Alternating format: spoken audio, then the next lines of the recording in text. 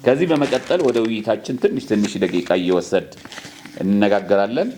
ስለዚህ በመድረክ በአባት አርበኝነቷ ሊጀምርና ምን እናረግ፣ በሰላም ጉዳይ ምን እናረግ፣ ሰላም እንዲመጣ ምን እናረግ፣ አገራችን እንድትከበር እንድትወደድ ምን እናረግ፣ እነዚህ ችግር የሚፈጥሩ ሰዎች ለኢትዮጵያ ምን እናረግ፣ ምን እናረጋቸው፣ ምን እንበላቸው? አመሰግናለሁ እድሉ ስለተሰጠኝ።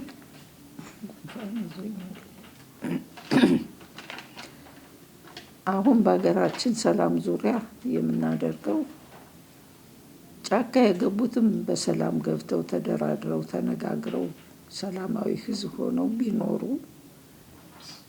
በእግዚአብሔር ስም ነው እኔ የምጠራ።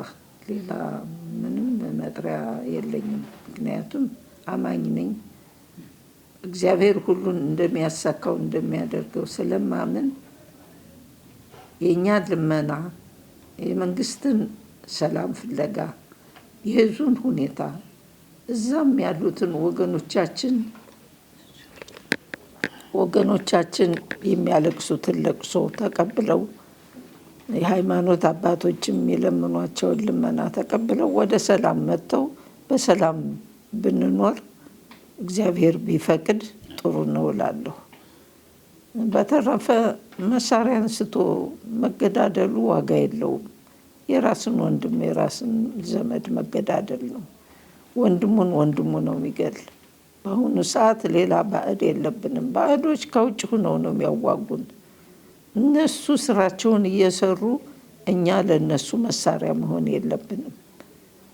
ሀገራችንን ባናደማት በጥቅም ተገዝተን ከነሱ ጋር ወግነን ሀገራችን ባናደማት ጥሩ ነው። ሀገራችን እዚህ ደርሳለች። ለውጧን እያየን ነው። በጣም ደስ የሚል ነው። በእኛ እድሜ ያየነው።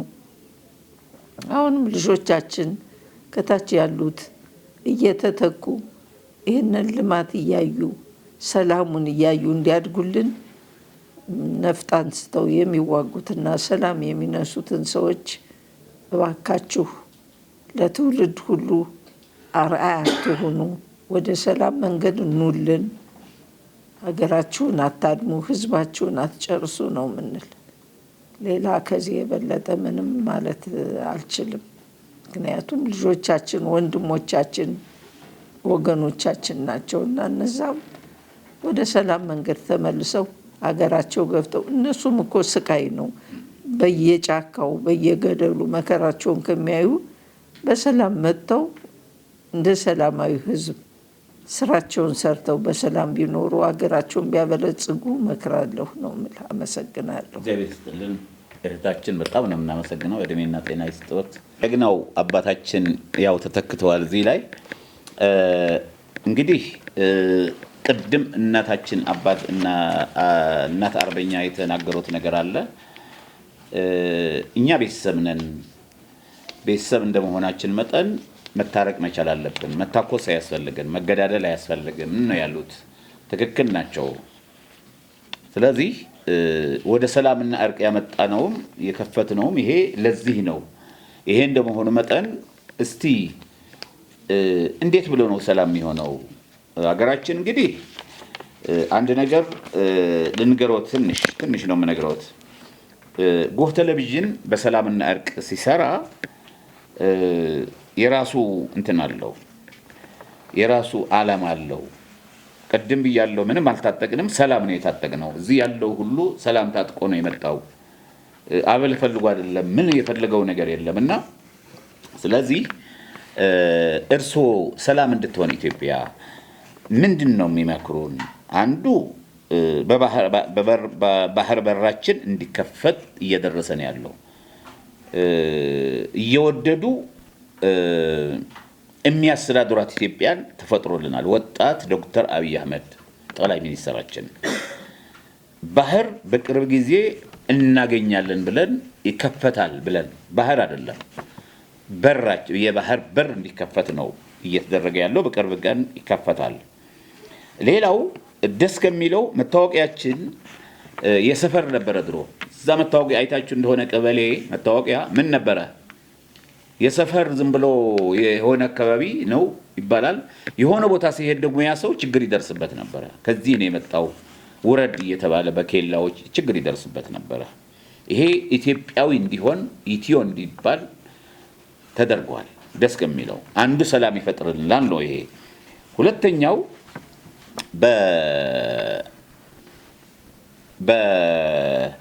በኢትዮጵያ የአካባቢው የቀበሌ ታርጋ ነበረ። ጅጅጋ ወይ ሶማሌ ወይ ደግሞ ቤንሻንጉል ወይ ደግሞ እንትና የሚል ታርጋ ነው የነበረው። ያ ታርጋ ራሱ ሲሄድ የሆነ ቦታ ችግር ይፈጠርበት ነበረ። ስለዚህ አሁን ግን በአሁን በለውጥ መንግስታችን ምንድነው የተደረገው? ኢትዮ የሚል በቅርብ ቀን ታውጀዋል። የሁሉም የማንኛውም የጋምቤላ አይልም፣ የትግራይ አይልም፣ የኦሮ አይልም፣ የምን አይልም፣ የአዲስ አበባ አይልም፣ የሐረሪ አይልም፣ የአፋር አይልም፣ ኢትዮጵያዊ የሆነ ታርጋ ተፈጥሯል። ስለዚህ ወደ አንድነት ነው እየመጣን ያለ ነው። እና በዚህ ላይ ደግሞ ለምን እንደዚህ ሆነ ብለው የሚረብሹን ሰዎች ደግሞ አሉ። እነዚህ ምን ይመክሯቸዋል? የሀገራችን ሁኔታስ የሰላሙ ሁኔታስ አባትና ልጅ ነው እየተገዳደሉ ያለ። አንዳንድ ቦታ ስንሰማ አባትና ልጅ ናቸው፣ ወንድምና ወንድም ነው እየተገዳደሉ ያሉ። ለምን አይቆምም? ለምንድን ነው እርቅ የማይፈጠረው? ለምን ሰላም አይፈጠርም? አጠር ባለች የኔ ጌታ። እሺ፣ በጣም አመሰግናለሁኝ። በመጀመሪያ ደረጃ እንደው ይቅርታ ይደረግልኝና አንድ ኢትዮጵያን የሚወዱ ከፍተኛ ሰው፣ ህዝብ የሚወዱ እምነታቸውን የሚወዱ ለኢትዮጵያ የሚያስቡ አባት በሰሞኑ አተናል በሙስሊሙ እና ነፍሳቸውን ይማርልን እላለሁ። በእውነት በጣም ነው ትልቅ አባት ያጣ ነው። ሁለተኛው ጎህ ትልቅ ዓላማ አንግቦ ነው ወደዚህ የመጣው። ይህ ዓላማው ምንድን ነው? የሰላም ዓላማ ነው፣ የፍቅር ዓላማ ነው፣ የአንድነት ዓላማ ነው። ይሄ ከየት መጣ ሲባል ረዘም ባለ ቦታ ላይ ስንሄድ እነ ቴዎድሮስ በባላባት ተከፋፍላ የነበረችውን አገር አንድ ለማድረግ በፍቅር ስሜት ለማዳን ተሯሩጠው አገራቸውን ሰላም ለማድረግ ከፍተኛ መስዋዕትነት ከፍለው ያው ባጭሩ ተቀጩ። እነ ምኒልክን እንውሰድ። ምኒልክ አገራቸው በወራሪ ተደፍራ በነበረበት ሰዓት ውስጥ ህዝባቸውን በእግሩ እንዲመጣ አድርገው ሰላም እንዲፈጠር በመፍጠር ከፍተኛ መስዋዕት ከፍለው የጣሊያንን ወራሪ አከርካሪውን በጥሰው ሲመልሱ እንደ ምሳሌ ሰላም ወዳድ መሆናቸው የሚታወቀው አንድ ጄኔራል ወራሪ ጄኔራል ሲሞት ከተማረኩት ጋር ወደ ሀገራቸው ሲሄዱ ሂዱና አንኩ ልብሱን ለቤተሰቡ ስጡ ነው ያሉት። ይሄ የምኒልክ የሰላም የፍቅር የአንድነት መስዋዕትነት የሚያሳይ ምልክት ነው። ይሄ ነው አባቶቻችን ሲያደርጉት የነበረው። አሁን ሰላም ማለት ምን ማለት ነው? ሰላም ማለት ሁሉም ሰው በሰላም ሰርቶ በሀገሩ ተረጋግቶ የሚኖርበት መድረክ ማለት ነው። ይህንን ለማድረግ ደግሞ ወንድሜ ጽሑፍ ሲያቀርብ አንድ ትልቅ ነገር ጠቅሷል። ፖሊሲ። እርግጠኛ ሆኜ የምናገረው መንግስት ከላይ ያንን ፖሊሲ አውርዶ ወደ ታች እንዲተረገብ ቢያደርግ እግዚአብሔር ምስክሬ ነው፣ በአንድ ደቂቃ ሰላም እንዲመጣ አልጠራጠርም። ሰላምን የሚያደፈርሰው ማን ነው? ከታችኛው አካል ያለው ተጠቃሚ አካል ነው። እወደድ ባይ ወይም ደግሞ ጥቅም አገኛለሁ የሚለው ህዝብና ህዝብን እያበጣበጠ ሰላምን የሚረብሽ እዛ ላይ እንዳለ ግልጽ ነው። ስለዚህ ያንን መንግስት በመመሪያ በፖሊሲ ኃይል ሊለው ይገባል እና ትልቅ ስራ መሰራት አለበትና በእውነት በጣም ነው ሊሰራበት የሚገባው። ዛሬ አገራችን በእውነት ነው የምለው ጥሩ እንትን አለ። ጥሩ በኮሪደር ወረድ ብለን በምንመለከትበት ጊዜ ትልቅ ስራዎች እየተሰሩ ነው። ላይ በአጋጣሚ ትናንትና አዲስ አበባ ምክር ቤት ነበርኩኝ ለስራ ጉዳይ እጄ እና ሁሉም ሰው የለም ቢሮ። የት ናቸው ሲባል ኮሪደር ልማት ናቸው። ይሄ ትልቅ እንቅስቃሴ ነው፣ ትልቅ ስራ ነው። ስለዚህ ለኛ ነው፣ ለኢትዮጵያ ህዝብ ነው። መንግስት አንድ አካል ነው። መንግስት ሊለወጥ ይችላል። ይሄ ስራ ግን አይለወጥም። አንዱ ትልቁ ስራ ይሄ ነው። ሌላው ግድባችን ለረጅም ጊዜ ታስቦ የነበረ ከፍተኛ መስዋዕት የተከፈለበት ነው። ዛሬ ጉዳዩ ተቋጭቶ ቅድም ከመድረክ እንደተነገረው ለጎረቤት ሀገሮች የመብራት ስርጭት ሲደረግ ይሄ ኩራቱ ለማን ነው? ለኢትዮጵያ ህዝብ ነው። ጥቅሙ ለማን ነው? ለኢትዮጵያ ህዝብ ነው። እኔ እንደሚመስለኝና እንደገመትኩት እዛ ቦታ ላይ የተመሰረተው ተፈጥሮ ወንዞችን በማዘጋጀት አሳ ልማትን በማዘጋጀት መንደር በመመስረት እዛ የሰፈረው ሰው ወሰኑንም ድንበሩንም እየጠበቀ ከፍተኛ መስዋዕት እንዲከፍል የሚደረግ እንቅስቃሴ ነው። ሁለተኛ ግብጽ የሰራችው ተንኮል አለ። ያ ተንኮል ምንድን ነው?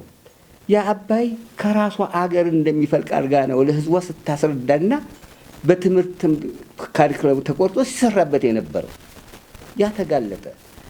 ኢትዮጵያ ውስጥ የሚፈልቅ ወንዝ በመሆኑ የኢትዮጵያ ሀብትና ንብረት በመሆኑ በሌላው ዓለም የታወቀ ሆነ።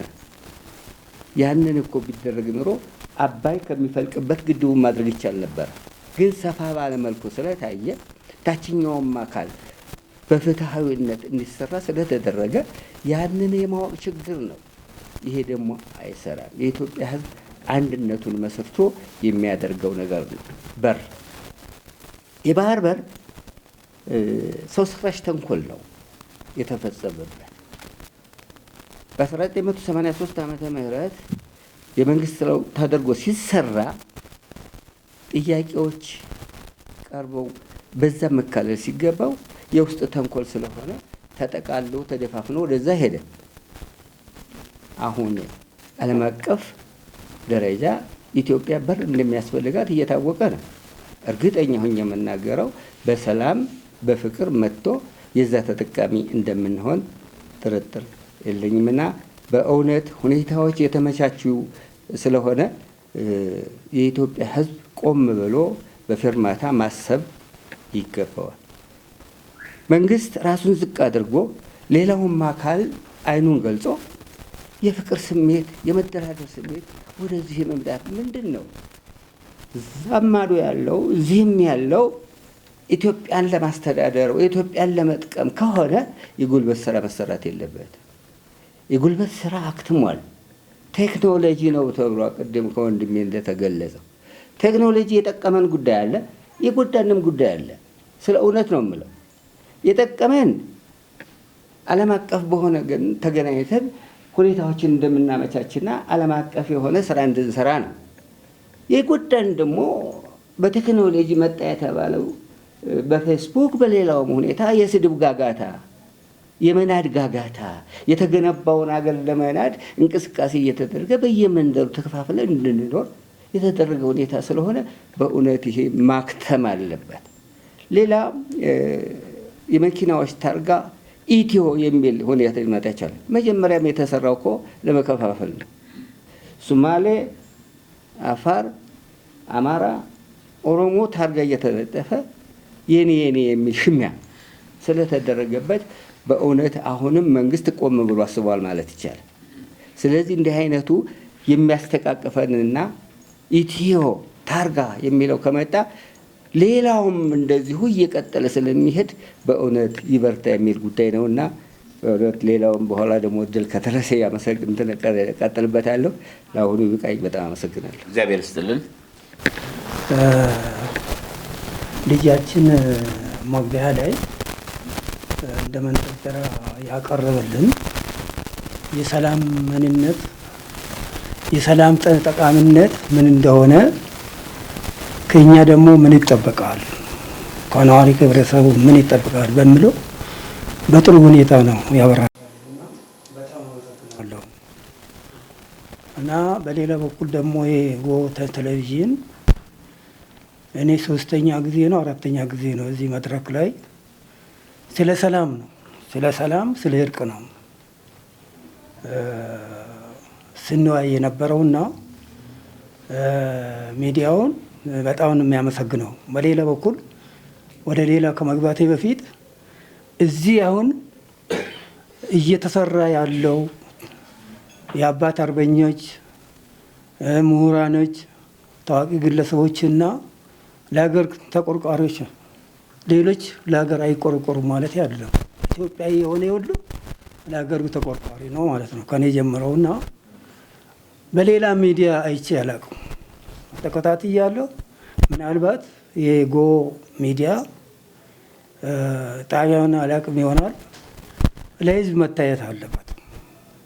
ይሄ ጣቢያ ይሄ ሚዲያ ስለ ሰላም ምን ያህል አስተዋጽኦ እያደረገ ያለና ስለ ሰላም ምን ያህል እንደሚሰራ ህዝቡ መረዳት ስላለበት ለወደፊት ለህዝቡ የሚቀርብበት መንገድ ቢፈለግ ጥሩ ነው። ይህን ካልኩኝ በኋላ ሰላም አስፈላጊ ነው። ሰላም አስፈላጊ ነው። ሰላም ከቤት ከጎረቤት ይጀምራል። መጀመሪያ ከራሴ ከራሴ ጀምሬ ልጆችን፣ አካባቢን፣ ጎረቤቶችን ስለ ሰላም መናገር አለብን። ሁልጊዜ ስለ ሰላም። ሰላም ከሌለ ወጥቶ መግባት አይቻልም። ሰላም ከሌለ ሰርቶ መግባት አይቻልም። ሰላም ከሌለ ልጅ ወልዶ ማሳደግ አይቻልም።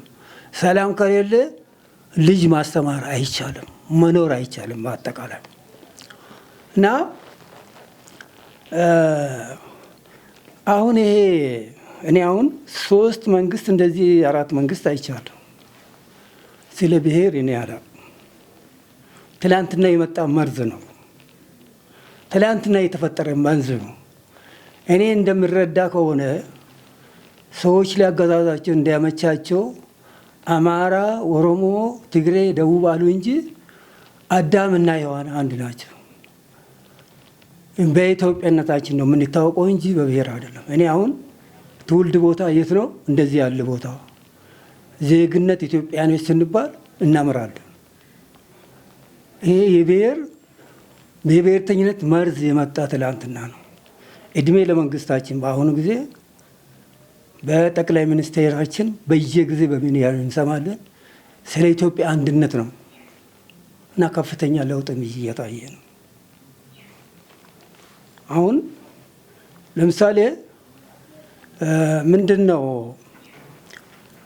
አባቶች ስተርቱ ዶሮ እህልን ምን አለች አሉ፣ በልቼ መጨረስ ቢያቅተኝ በትኜ መጨረስ ያቅተኛል አለች ይባላል። አሁን ሀገራችን በኦሮሚያና በአማራ ሰላም እየጠፋ ያለው ለወደፊት በሀገራችን ላይ ምንም ክፉ ነገር አይመጣም። ኢትዮጵያን እግዚአብሔር ይጠብቃታል። ሀገራችን ኢትዮጵያ ጸሎተኛ ሃይማኖተኛ ስለሆነች ክፉ ነገር አይመጣም። ብዙ ነገር አይቻለሁ እና ዶሮ እንዳለች በልቼ የሚጨርስ ቢያቅተኝ በትኜ የሚጨርስ ያቅተኛል የሚብላ በባዳና በባንዳዎች ነው ሀገራችን እየተረበሸ ያለው። ጣሊያን ትላንትና ሀገራችን ለመውረድ ስመጣ እኔ በታሪክ እንደሰማው ከሆነ ጣሊያን በዘመናዊ መሳሪያ የኢትዮጵያ ሕዝብ በኋላ መሳሪያ በጦር በጎራዴ ሆኖ ጣሊያን ድል አደረጉ። በዛን ወቅት አማራ፣ ኦሮሞ፣ ትግሬ፣ ደቡብ ብሎ አይደለም ስለ ኢትዮጵያ ነበር። ይሄ መርዝ መጣ ትላንትና ነው። ጣሊያን በዘመናዊ መሳሪያ ኢትዮጵያን ማሸነፍ ሲያቅተው ምንድን ነው አደረገው? በባንዳ አማካይነት ብሔርም ከብሔር አጋጅቶ አገሪቷን ለመግዛት ሞክር አልተሳካም። አሁንም በባዕዶችና በባንዳው አባይ አሁን ተመርቋል። ጅምሩ በጣም ጥሩ ነው። የቀድሞ ጠቅላይ ሚኒስቴራችን ነፍሳቸውን ይማር እሳቸው ናቸው መሰረተ ድንጋይ ያስቀመጡ። በሀገራችን ክፉ ነገር አይመጣም ያልኩበት ምክንያት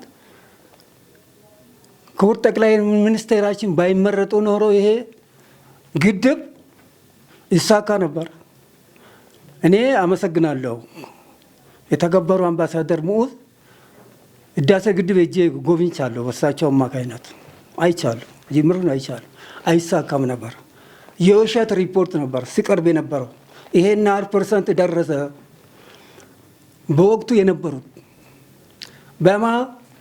በነ ግብፅና በነ እንትን የውሸት ኢትዮጵያን ግን ይሄ ግማን ነው ህዳሴ የተገነባ ከእናቶቻችን ጀምሮ ከመቀነታቸው ላይ ገንዘብ ያላቸው ነው አውጥቶ ነው ይህንን ሊሳካ የቻለውና ጠቅላይ ሚኒስትራችን ባይመጣ ኖሮ ይህን ተግባራዊ አይሆንም ነበር።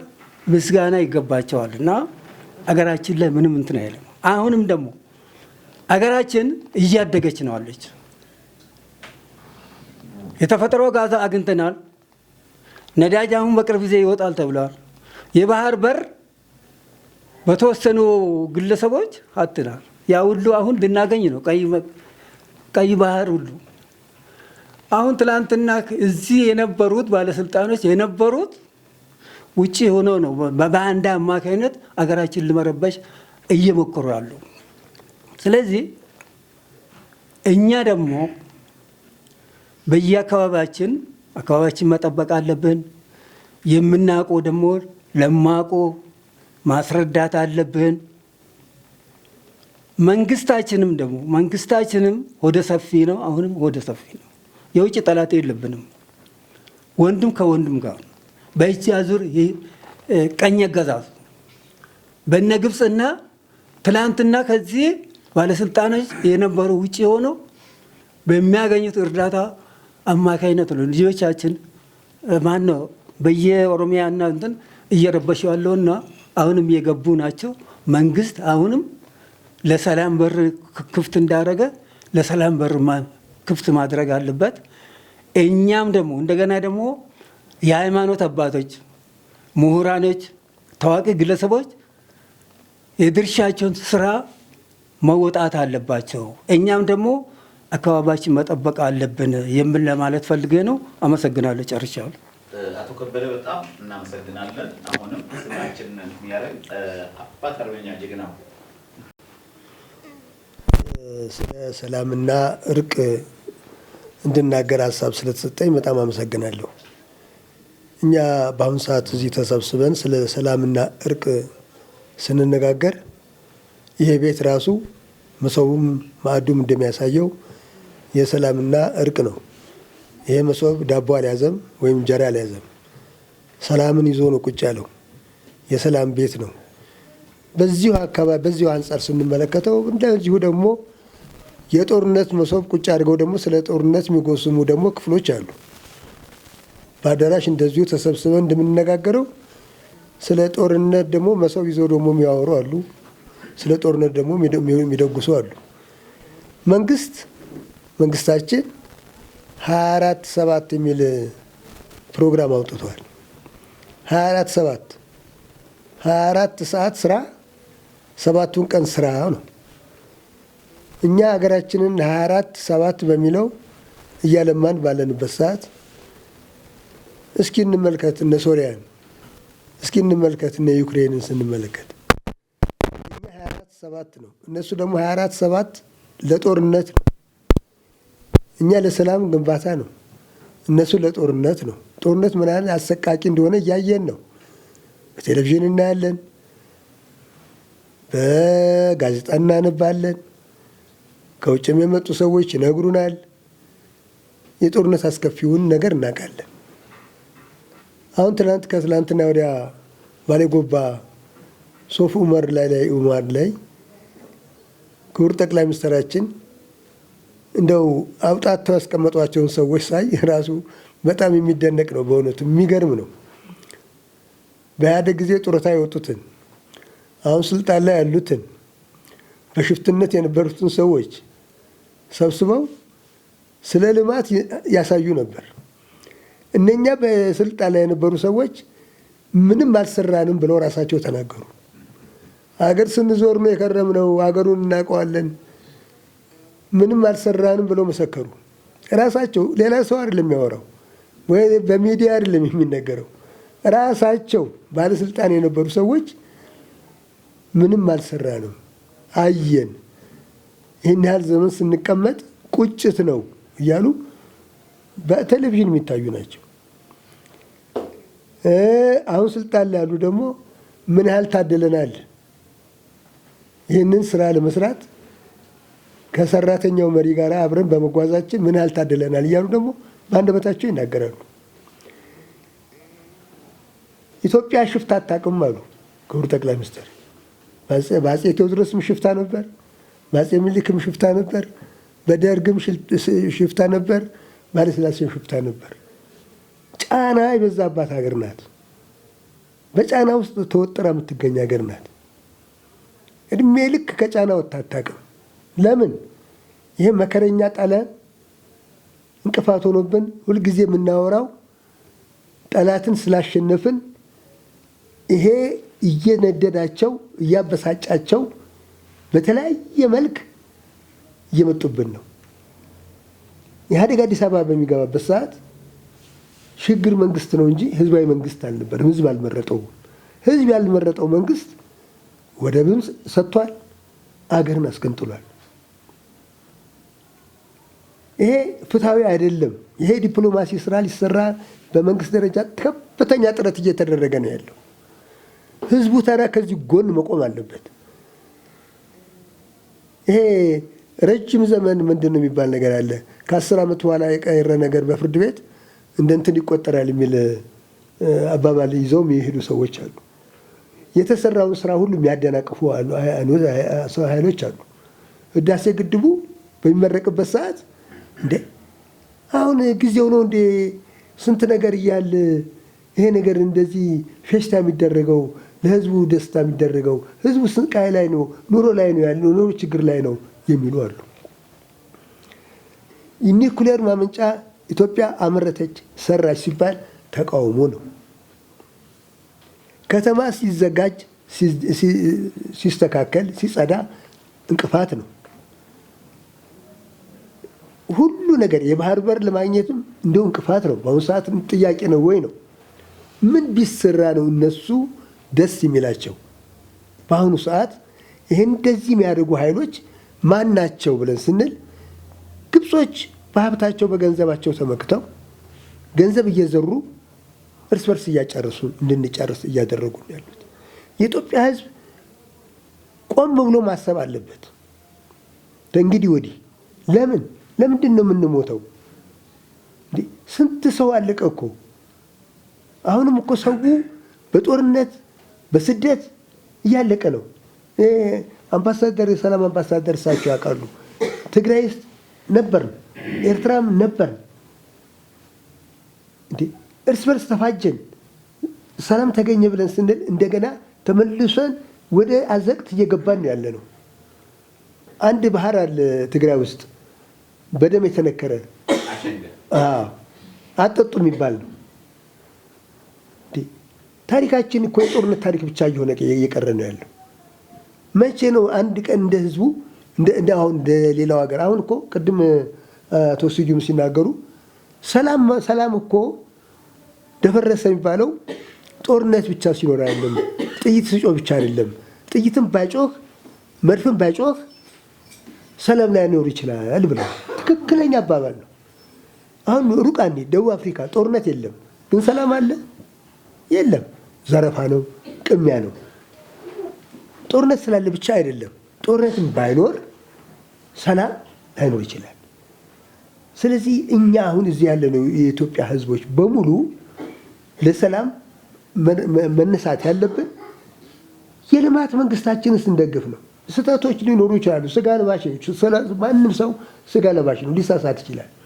ግን ያን በመተራረብ ሀሳብ በመስጠት እንጂ ጫካ ገብቶ ጥይት በመተኮስ ሰላማዊ ሰልፍ ላይ ሰላማዊ ህዝብ ላይ ጥይት በመወርወር አይደለም። አንድ አዛውንት ትግራይ ላይ የተናገሩት ነገር ባለፈውም ተናግሬያለሁ።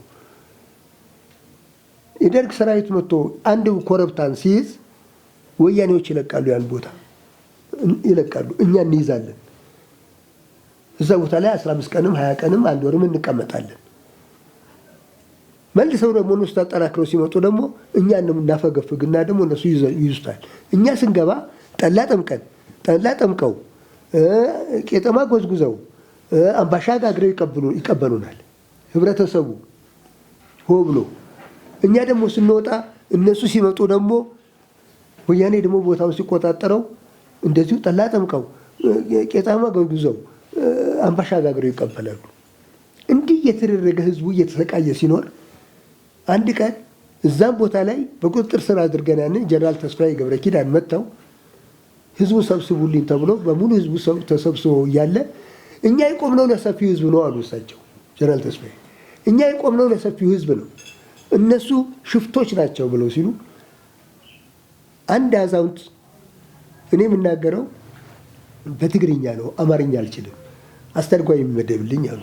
አይኔ ላይ አሉ፣ እስካሁን ድረስ አልረሳቸውም። ምን አሉ?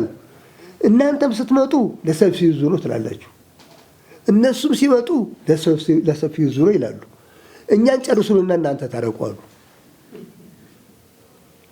በእኛ ምክንያት ከምትተላለቁ እኛን ጨርሱንና እናንተ በሰላም ኖሩ አሉ። የኢትዮጵያ ታሪክ የጦርነት እስከ መቼ ነው የምንዋጋው? እስከ መቼ ነው ምሽግ የምንይዘው? እስከ መቼ ነው ጫካ የምንገባው? የዓለም መሳቂያን እኮ ነን፣ የዓለም መሳቂያ ሆነናል። የኢትዮጵያ ባንዲራ እቺ ባንዲራ አረንጓዴ፣ ቢጫ፣ ቀይ ባንዲራ 12 አፍሪካ ሀገሮች አንዴ በጎን አንዴ ባግድም አንዴ ከላይ አንድ ከታች አድርገው እኮ እንደ አርማ ይጠቀሙባታል። ሸክላ ሰሪ በገል ይበላል ይባላል። ምን የመሰለውን ሸክላ ሰርቶ እሱ በተሰበረው ይበላል። እኛ ሀገራችንን የምናራኩሳት እኛ ነን፣ የምናጣጥላት እኛ ነን እንጂ አፍሪካኖች ያከብሩናል፣ ዓለም ያከብረናል። እርስ በርሳችን ግን እየተናናቅን ያለ ነው። መንግስት መከበር አለበት። ምን ሰራ ምንም ሰራ መንግስት መከበር አለበት። ይሄ መታወቅ አለበት። ሌላው ትልቁ ነገር ቅድም አቶ አስማማው ሲናገር መሰራት ያለበት የግብረ ገብ ስራ ነው። ይቅርታ ሻለቃ። እሺ ሄሎ፣ ማን ልበል? ከየት ነው? ቦህ ቴሌቪዥን ነው ይሄ። በውይይት ላይ ነው ያለ ነው። ማን ልበል? መጀመሪያ ከአዲስ አበባ ነው። እንኳን ወደ ጎህ ቴሌቪዥን በሰላም መጡ። እንግዲህ እየተወያየን ያለ ነው። አባት አርበኞች አሉ፣ ምሁራኖች አሉ፣ ታዋቂ ሰዎች አሉ፣ ሀገር ሽማግሌዎች አሉ፣ እናቶች አሉ፣ አባቶች አሉ እና በዚህ ላይ በሰላሙ ጉዳይ ላይ እየተወያየን ያለ ነውና ሰላም እንዴት ይምጣ፣ ሰላማችን እንዴት ይጽና፣ የኢትዮጵያ ሰላም እንዴት ይጽና እያለን እየተወያየን ያለ ነው። ስለዚህ እርስዎ ደግሞ አስተያየቶ ይስጡን እስቲ አጠር አድርገው። እንግዲህ መቼም ስለ ሰላም ጉዳይ በሰፊው የተነጋገርንበት ቢሆንም እንኳን ሰላም ለዚች ሀገር በጣም ቁልፍ ጉዳይ ነው። በአሁኑ ሰዓት ቁልፍ ጉዳይ ከመሆኑም በላይ ሰላምን ማውረድ በጣም አስፈላጊ ነው። መንግስትም የሰላም እጁን ዘርግቷል። በሰላም እጅ ላይ በሚገባ መወያየት፣ መነጋገር፣ የሰላም ግንባታን በሰፊው ማካሄድ ያስፈልጋል። በተለይም የጎይ ቴሌቪዥን ከሌሎች ሶሻል ሚዲያዎች በተለየ ሁኔታ በሰላም ጉዳይ ላይ እየተነጋገረ እያወያየ የቀጠለ ስለሆነ የጎይ ቴሌቪዥንን እና አምባሳደር ሚውዚን በጣም ላመሰግን እፈልጋለሁ። ሰላም የሰላም ግንባታ ላይ መንግስትም ሆነ ህዝብ ትኩረት እንዲያደርግበት፣ እንዲወያይበት፣ ለሰላም የተዘረጋው እጅ በፍጹም ሳይታጠፍ በተጠናከረ ሁኔታ መቀጠል አለበት። ህብረተሰቡን፣ ወጣቱን፣ ተማሪውን፣ አስተማሪውን፣ ሰራተኛውን ሙሉ በሙሉ ስለ ሰላም ማወያየት ያስፈልጋል። እንዲሁም ደግሞ የሰላም ግንባታ በህብረተሰቡ መካከል፣ የሰላም ግንባታ በትምህርት ቤት፣ የሰላም ግንባታ በስራ ቦታ፣ በኢንዱስትሪ ስፍራ ላይ በሙሉ የሰላም ግንባታ መካሄድ አለበት። የሰላምን ሁኔታ የሰላምን ጠንካራ እጅ አጠንክሮ መገኘትን ያስፈልጋል። ሰላምና የህግ የበላይነት ደግሞ ተነጣጥሎ የማይታዩ የአንድ ሳንቲም ሁለት ገጽታ ናቸው። የህግ የበላይነት በሌለበት ቦታ ሰላም አይታሰብም። በዚህ ላይም ጥልቅ ግንዛቤ በህብረተሰቡ ውስጥ መገንባት ያስፈልጋል። የህግ የበላይነት ለሰላም መንገድ ነው፣ ለሰላም ፍንጭ ነው፣ ለሰላም ምንጭ ነው። ስለዚህ የህግ የበላይነትን ተጣምሮ እንዲገነባ የሰላም ግንባታው በተጠናከረ ሁኔታ እንዲቀጥል የተወሰኑ ሰዎች ብቻ ሳይሆኑ ህብረተሰቡ ሙሉ በሙሉ ከቀበሌ ከወረዳ ጀምሮ በሰላም ግንባታ ላይ ከፍተኛ እርምጃ ተወስዶ ሰላምን መገንባት ያስፈልጋል። ስለ ሰላም ጠቃሚነት፣ ስለ ሰላም አስፈላጊነት፣ ስለ ጦርነት ጎጂነት፣ አውዳሚነት በሚገባ ህብረተሰቡን ማስገንዘብ ያስፈልጋል። በተለይ በቀበሌና በወረዳ ላይ ከፍተኛ ትኩረት መስጠት ያስፈልጋል። የሰላም ሁኔታ የሚነሳው ከዚያ ነው። የሰላም መሰረቱ ከወረዳ ከቀበሌ ነው የሚነሳውና እዚያ ላይ ግንባታው ተጠናክሮ መካሄድ አለበት። እናንተም በርቱ። ስለ ሰላም ቀንና ሌሊት የምታደርጉትን ተጋድሎ በምንም አይነት መንገድ ሳታለሳልሱ መቀጠል ያስፈልጋል። አምባሳደር ኒውዝን እና የጎይ ቴሌቪዥንን በዚህ ረገድ በጣም አደንቃለሁ፣ አመሰግናለሁ። አይ እዛው እንዳሉ እርስዎ ትውልድ ኢትዮጵያዊ እንጂ አሜሪካዊ ነዎት? አዎ። አሁን ገባኝ። ስለዚህ እርስዎ አሜሪካን ነው የሚኖሩት። አሁን ለጊዜው መጥተዋል እዚህ አይደለ? አዎ። እንኳን ወደ ኢትዮጵያ እናት አገሮ በሰላም መጡ። በመጀመሪያ ደረጃ አጠር አድርገው መንገር እንዲነግሩን የምንፈልገው ግን እዚህ ያለው ተሰብሳቢ በርከት ያለ ነውና ምንድነው እርስዎ አሜሪካን ሲኖሩ እዛው ሆነው ኢትዮጵያን የሚወጉ አሉ። ኢትዮጵያ ተወልደው እዛ ሄደው የፌስቡክ እና የተለያዩ ማህበራዊ ሚዲያ እየተጠቀሙ ኢትዮጵያን ለማፍረስ የሚሰበሰቡ ችግር የሚፈጥሩ ባንዳዎች አሜሪካን ውስጥ አሉ። እንደርሶ አይነት ደግሞ ኢትዮጵያው እዛ ሆኖም ይደውልልኝ ነበረ። በርቱ ኢትዮጵያውያንን ብለው ሞራል የሚሰጡን ለኢትዮጵያ ሕዝብና ሀገሪቷ እንድትጠበቅ ሰላም እንድትሆን የሚሰሩ ሰው ናቸው ነዎት እርሶ። ስለዚህ እርሶ እስቲ አጠር ያለውን እዛው ያሉ ለምን አያርፉም? ለምን አይተዋትም? ኢትዮጵያን ለምን ይወጓታል? ለኢትዮጵያ ሕዝብ ለምን ያቆስሉታል? ለምን ያደሙናል? ለምን ችግር ይፈጥሩብናል? ስለዚህ አጠር አድርገው ውስጥ እርሶ እንደዚህ ደግሞ ነጥሮ የወጣትን ታግ እንደ አቶ አብርሃም የመሰለ አሜሪካን ሆኖ ብዙ ዓመት የቆየ 30 እና ምናምን ዓመት እንደቆየ ሰው ኢትዮጵያውነቱን ሳይረሳ ሀገሩ እያከበረ ያለ እንደመሆኑ መጠን እስቲ አጠር አድርገው ደቂቃ ስለሌለን ትንሽ ሰከንድ አድርገው እንትን ያርጉልን። አዎ እንግዲህ በውጭው ዓለም ፕሮፓጋንዲስቶች ነው ያሉት። ፕሮፓጋንዲስቶቹ ለሁለት ነገር ይሰራሉ። አንደኛ በተቻለ መጠን የሚሰማቸውን ህብረተሰብ ለማወናበድ ነው። ሁለተኛው ደግሞ ሁላችንም መገንዘብ ያለብን ቴክኖሎጂ በዚህ ዘመን ሸቀጥ ነው። ፕሮፓጋንዳ ሸቀጥ ነው። ዘመኑ የወለደው የቴክኖሎጂ ሸቀጥ ቢኖር ፕሮፓጋንዳ ነው።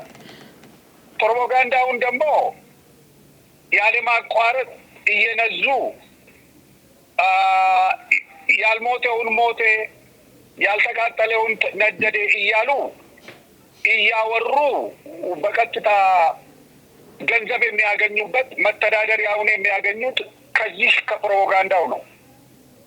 በተረፈ ግን ኢትዮጵያን ሊያደሙ ሊያቆስሉ የሚችሉበት መንገድ የለም። ምክንያቱም ፕሮፓጋንዲስቶች ፕሮፓጋንዳ ከመንዛት ያለፈ የሚያደርጉት ነገር የለም። ፕሮፓጋንዳ ደግሞ የክፍለ ዘመኑ የቴክኖሎጂ ሸቀጥ ስለሆነ እነሱ ይህን እየነገዱ የዕለት ጉርሳቸውን የሚያገኙት ከዚህ ፕሮፓጋንዳ ነው እንጂ ለዓላማ ብለው አይደለም። ለዓላማ ብለው አይደለም። ታክቲክና ስትራቴጂ ዘርግተው ማኒፌስቶ ጽፈው እቅድና ፕላን አውጥተው ጦር አደራጅተው የሚንቀሳቀሱ አይደሉም። የሳይበር ዎር ወይም የፕሮፓጋንዳ ጦርነት ብቻ የሚነዙ ናቸው። እዚያ ያለው የቴክኖ የፕሮፓጋንዳ ሁኔታ እዚህም አለ። ስለዚህ ፕሮፓጋንዳን መምታት የሚቻለው በፕሮፓጋንዳ ነው። ልቅም አድርጎ እርቃኒን በማስቀረት ነው። ተገቢውን መልስ በመስጠት እንዲያርፉ ማድረግና አድማጭ እንዲያጡ ማድረግ ነው። ከዚህ አንድ ነው። ሁለተኛ ነገር ደግሞ ለፕሮፓጋንዳ ብዙውን ጊዜ ዋጋ አለመስጠት ነው። ዋጋ መስጠት ያለብን ለተግባራዊ እንቅስቃሴ ነው። ስለዚህ ያን ያክል የሚያሰጉ እቺ ነገር ለማፍረስ ወይም ለመበታተን አስተዋጽኦ ያደርጉ ይሆናል እንጂ በራሳቸው ሀገሪቱን የማፍረስ አቅምም ችሎታም የላቸውም። ቢኖራቸው ኖሮ ከኃይለ ሥላሴ ዘመነ መንግስት እስከ አብይ ዘመነ መንግስት ያንኑ ፕሮፓጋንዳ ደጋግመው ያጡ ናቸው። አንዳንዶቹ ደግሞ ጭራሽ የፕሮፓጋንዳው ጉዳይ አልቆባቸው ቃላት አጥሯቸው 45 ቀን ከተቀጠሮ የሚሰጡም አሉ አይደል እንዴ? ስለዚህ የ45ቱ ቀነ ቀጠሮ ፕሮፓጋንዳና ቃላት ስላለቀባቸው ነው። ፕሮፓጋንዳው ህዝቡ እየተጠናከረ ልማቱ እየተጠናከረ አባይ እየተገነባ ነዳጅ እየወጣ ኮሪደር ልማት እየተጣደፈ እርሻው ሙሉ ሀገሪቱን እያለበሰ በሄደበት በአሁኑ ሰዓት ፕሮፓጋንዳው ደግሞ ምን ሆኖባቸዋል? እየረከሰባቸው ነው። ሰው ተራቤ እንዳይሉ እየበላ ነው፣ ስራ እየሰራ ነው። እኔ የምለው አቶ አብርሃም የመጨረሻችን ይሆንና እኔ የምለው አገር እየጠሉ አገር መግዛት የሚፈልጉ ናቸው አይደለም? እነዚህ ሀገር እየጠሉ ሀገር መግዛት የሚፈልጉ ወይም ደግሞ ትርምስ መፍጠር የሚፈልጉ ናቸው። ነገር ግን ከእንግዲህ በኋላ በእነሱ ፕሮፓጋንዳ የሚገኝ ስልጣን ሀገርን ማስተዳደር አይደለም፣ ራሳቸውን ማስተዳደር አቅተው ፕሮፓጋንዳውን በሚገባ ነስቶ ሲደክማቸው ወደ ፓርኪንግ ትኬት ሽያጭ የገቡበት አማካሪዎችን ይላሉ። በዚህ ምክንያት አየህ ፕሮፓጋንዳው እንዳልሰራ በሚገባ እንትን የሚሉ ናቸው። ስለዚህ በዚህ አይነት ሁኔታ መውሰድ አለብን። በጣም እናመሰግናለን። ይመርቁንና ይውጡልን። አቶ አብርሃም በጣም እዚህ ያሉ እያደነቆት ነው ያሉ፣ በጭብጨባ እያደነቆት ነው ያሉ። እንዲያ በጭብጨባ ያው በጭብጨባ በጣም በርቱልን፣ እድሜና ጤና ይስጦት እያሉ ነው። ይመርቁንና ይውጡ። አዎ እንግዲህ እግዚአብሔር አምላክ ሀገራችንን ይባርክ፣ እንዲሁም ደግሞ ሰላማችንን ያጽናልን። አሜን። እኛም ደግሞ ሁላችን ለሰላም ዘብ እንቁም፣ ወደ ኋላ አንመለስ። አመሰግናለሁ። እግዚአብሔር ይስጥልን። አቶ አብርሃም ከአሜሪካን ያው ለጊዜው እዚህ መጥተው ነው እንጂ 20 ወደ 30 አካባቢ አሜሪካን የቆዩ ዜግነታቸው አሜሪካናዊ የሆኑ ትውልዳቸው ኢትዮጵያዊ ግን በኢትዮጵያ የማይደራደሩ ጀግና ናቸውና እናመሰግናቸዋለን። እናመሰግነዎታለን። እኔም አመሰግናለሁ። እሺ